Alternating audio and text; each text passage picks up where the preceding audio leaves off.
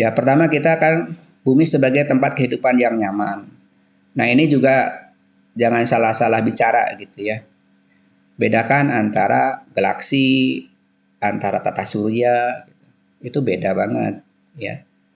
Kalau galaksi itu ya seperti ini. Jadi di alam semesta itu ribuan bahkan jutaan galaksi. Ya. Nah, matahari kita itu berada di galaksi Bima Sakti di sini. Jadi ini satu galaksi terdiri dari ribuan bintang gitu ya. Ribuan matahari di sini. Jadi matahari itu adalah bintang. Kenapa? Karena dia punya sinar, bukan bercahaya. Nah, ini adalah deburan, anggapannya semua di langit kita itu banyak sekali yang ya, ini kenapa ini diambil dari teleskop yang mutakhir ya, yang mutakhir. Nah, ini terdiri dari ini bukan bintang ini. Ini kumpulan bintang. Ini kumpulan bintang. Jadi setidaknya ada 3 bentuk galaksi ya, ada yang elips, ada yang bulat, ada juga yang seperti ini, seperti piringan.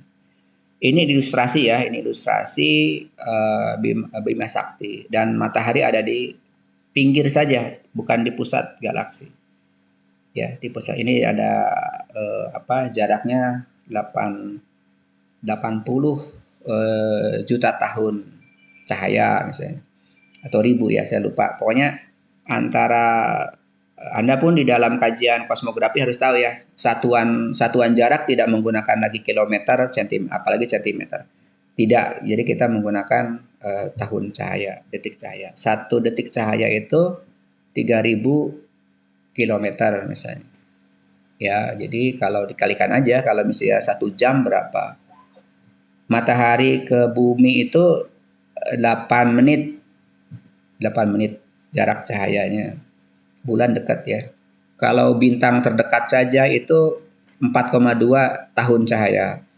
Nah, itu ada di bintang layang-layang di selatan, di proksi Alpha Proxy. Jadi ada bintang layang-layang yang kalau misalnya Anda lihat ke arah selatan, itu tiap malam itu akan ada bintang layang-layang atau disebut dengan bintang salib gitu.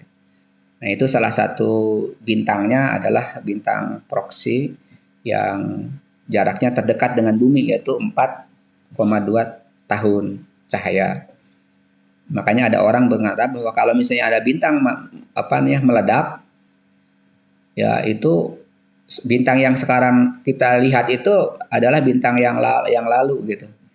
Bisa jadi bintang itu sudah meledak sebetulnya, tapi belum nyampe cahayanya atau sinarnya kepada mata kita, karena memang jauh ya, seperti itu. Nah, ini adalah bentuk dari kita di sini. Ini matahari satu aja, dan setiap bintang memiliki planet ya. Ya, rata-rata ada 5, ada 4, tapi kita kan memiliki 8. Ya, 8. Nah, kenapa misalnya Pluto itu dia tidak dijadikan sebagai anggota dari tata surya kita? Karena memang ini nanti ada sejarahnya ya. Sejarahnya. Nah, bintang kita itu banyak sekali, ini ilustrasi saja. Matahari kita itu, our star itu hanya gini aja kira-kira. Ini star itu apa ya? Ini ada Betelgeuse, itu Antares. Nah, Antares itu ada di rasi bintang Scorpio. Nah, ini berbandingannya Betelgeuse ini seperti ini. Ada Quasistar.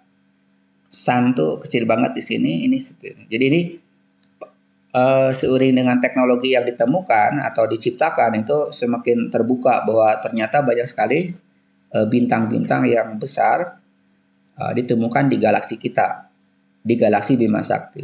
Nah, galaksi yang lain ada Andromeda, ada Kabut, ada apa gitu. Jadi ribuan galaksi terdiri dari banyak bintang, dan setiap bintang memiliki planet gitu ya. Kalau planet itu tidak bersinar, dia bercahaya. Karena kalau gelap aja dia, kalau tidak ada sumber cahaya, sumber sinar, maka dia tidak kelihatan. Ya, jadi ini adalah kondisi kita. Kalau misalnya dibandingkan dengan kita ya kadang-kadang kita sebagai debu aja, nggak bermakna apapun gitu ya dibandingkan dengan besarnya alam semesta. Nah, kalau misalnya Anda kaitkan dengan Islamisasi lah boleh kata yang Muslim ya, itu sangat sangat menyentuh gitu ya bahwa kehidupan kita itu ya tidak terlalu bermakna secara keseluruhan di alam semesta karena kita sangat kecil gitu ya, sangat kecil. Ini kemudian, nah teori penciptaan alam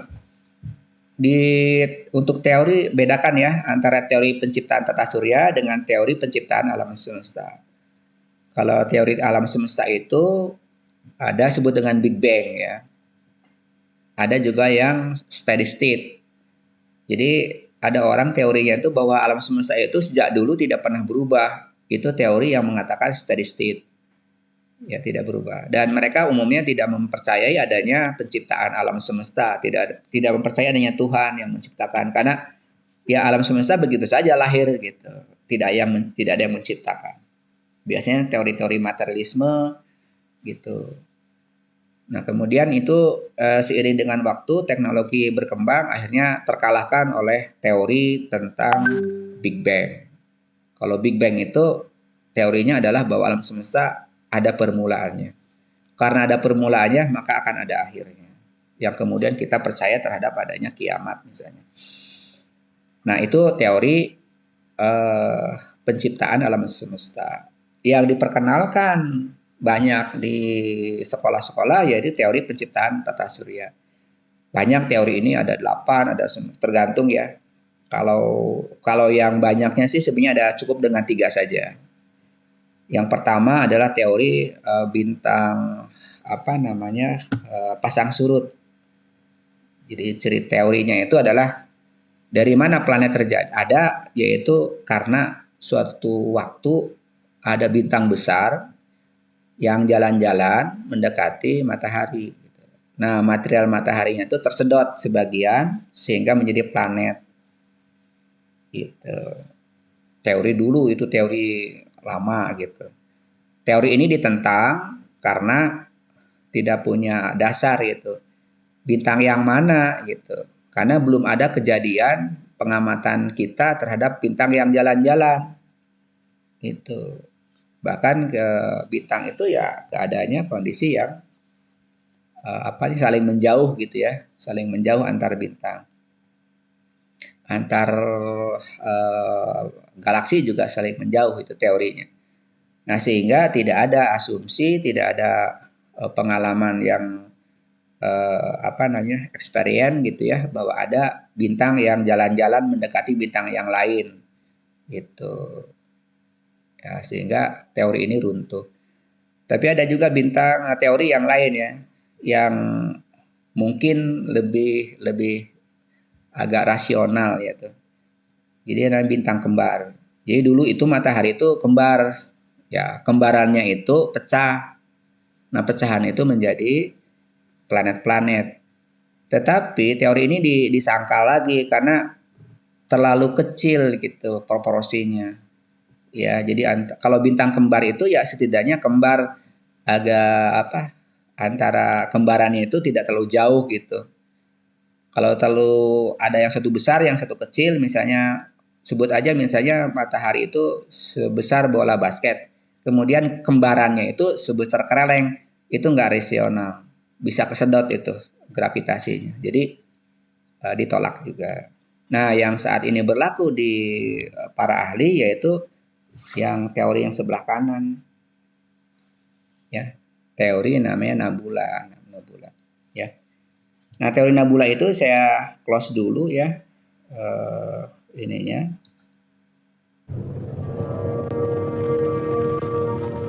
In the beginning, the universe contained just hydrogen and helium.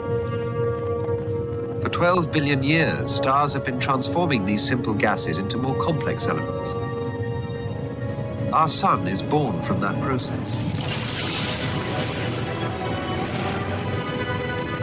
4.5 billion years ago, a massive star on the fringes of our galaxy ended its existence as a supernova.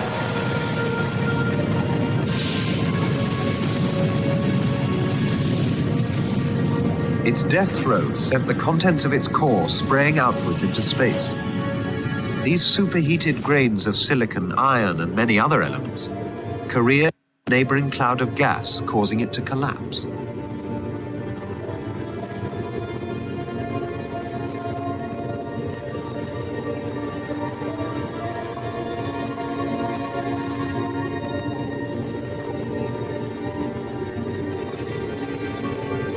As the mixture of gas and dust gravitated towards the center of the cloud, they ignited a nuclear reaction, and our sun burst into life.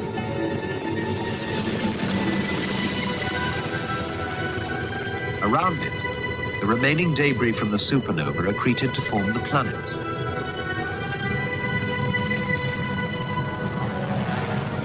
We are made of stardust, forged in the heart of a star.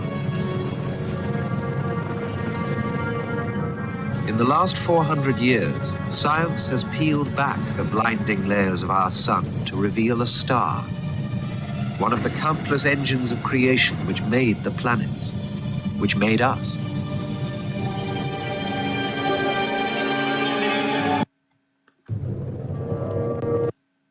Nah, jadi evolusi ini teori yang terbaru ya, teori yang mungkin lebih rasional. Jadi alam semesta itu banyak debu sebenarnya. Ya, dari mana debu itu? Itu dari ledakan matahari yang atau bintang yang meledak gitu ya, yang sudah waktunya untuk mati. Nah, debu itu tetap sangat diam gitu. Jadi kayak gini tuh diam semua tuh, karena memang tidak ada yang menggerakkan. Tapi nanti ketika tiba-tiba ada nah ini ada yang bintang yang meledak seperti ini. Nah, itu namanya nova atau supernova. Itu menggetarkan alam semesta di sekitarnya. Sehingga debu-debu yang dulunya sisa-sisa yang memang meledakan juga itu terjadi namanya stability chain. Ya. Artinya karena gerakan adanya dentuman di sekitarnya sehingga debu-debu itu yang dulunya saling menjauh tiba-tiba saling mendekat. Nah, adanya gravitasi lah terjadi di situ di antara debu-debu alam semesta. 4.5 billion years ago, a massive star throws sent the contents of its core causing it to collapse. Nah, ini adalah yang kemudian kolaps gitu ya, si debu-debunya itu menjadi, kita perhatikan.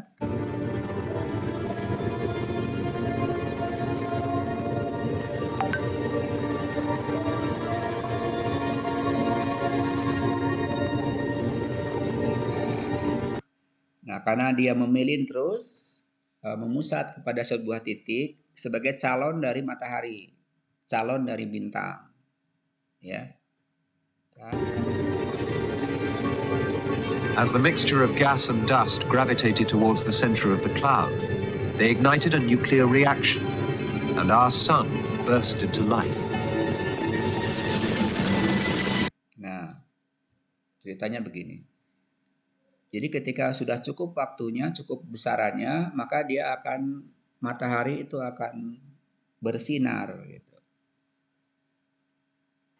Nah, sisa-sisa benda yang belum bersatu dengan inti matahari, dia berserakan menjadi planet gitu. Planet. Sebenarnya dulu itu calon planet itu besar-besar ya. Jadi inti planet besar, kemudian diselubungi oleh gas ya. Tergantung dari gasnya ya. Nah, pada waktu matahari itu bersinar pertama kali, maka selubung gas ke planet-planet yang terdekat yaitu Merkurius, Venus, Bumi, kemudian juga Mars misalnya, itu terhempas oleh angin matahari yang pertama kali dia bersinar. Nah, batuan kecil-kecilnya itu berserakan di asteroid, yaitu antara Mars ke Jupiter, ya kan? Nah, sedangkan matahari itu ketika sinarnya angin mataharinya menghempas ke sekelilingnya itu tidak sampai untuk menghempas atmosfer yang ada di Jupiter. Ya, Jupiter masih besar planetnya. Jupiter, Saturnus, Uranus, Neptunus gitu. Itu yang terjauh. Dan itu masih diselubungi oleh gas gitu. Ya kalau di kita atmosfer bumi kan udah hilang, atmosfer Venus, Mars gitu udah hilang gitu. Jadi akhirnya nanti ada istilah dengan planet terestrial, planet yang bisa diinjak gitu. Kayak bumi. Sedangkan Jupiter, Saturnus, Uranus itu planet yang memang di dalamnya ada inti tetapi kita tidak bisa menembus karena itu tebal gasnya yang tidak terhempas. Gitu. Nah, tiba-tiba ada sebuah planet namanya Pluto, jauh banget dari Saturnus, Uranus, Neptunus, kok dia telanjang gitu. Si planet Venus itu tidak memiliki selubung gas gitu. Dia terestrial. Makanya dianggap bahwa berarti dia bukan anggota tata surya gitu. Dia anak tiri yang bergabung dengan kita. Gitu. Mungkin nggak tahu dia dari bintang yang mana, tetapi tertarik oleh gravitasi bumi kita, dan planet yang jauh tersebut kok tidak ada selubungnya gitu. Berarti dia bukan dari anggota tata surya. Makanya sejak itu planet Pluto itu bukan dianggap sebagai anggota tata surya kita. Dia sebagai benda langit aja yang mengikuti orbit matahari kita. Gitu ceritanya. Ya, jadi sebenarnya di antara planet kita itu seperti Jupiter itu selain punya cahaya tapi juga dia bersinar. Dapur magmanya masih bisa memunculkan untuk jadi bintang. Tetapi bahannya kurang gitu. Si Jupiter tersebut. Ya, kurang bahannya sehingga dia redup saja gitu. Tetapi dia bisa memiliki sinar, ya.